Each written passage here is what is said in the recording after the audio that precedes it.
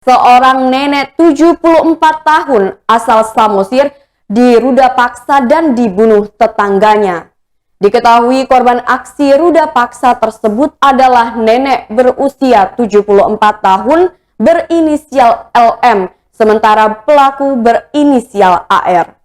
Keduanya merupakan warga Kabupaten Samosir, Sumatera Utara.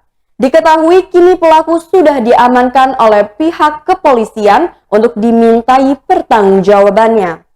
Saat ditangkap, AR sempat berusaha melarikan diri hingga polisi menembak kedua kaki tersangka.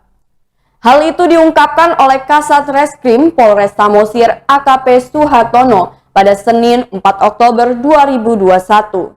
Kasat Reskrim Polres Samosir AKP Suhartono pada Senin 4 Oktober 2021 menjelaskan bahwa tersangka berusaha melarikan diri dan langsung ditindak tegas. Suhartono mengatakan ruda paksa disertai pembunuhan ini dilakukan tersangka pada Kamis 30 September 2021 silam.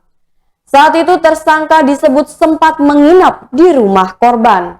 Terbongkarnya kasus pembunuhan ini bermula dari kecurigaan keluarga korban berinisial JS yang saat itu tidak melihat kakaknya. Lantaran curiga, JS bersama warga mengecek ke rumah kakaknya.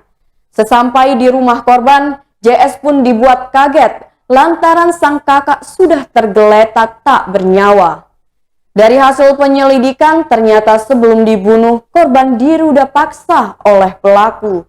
Atas perbuatannya, AR dijerat pasal 338 KUHP dengan ancaman 15 tahun penjara.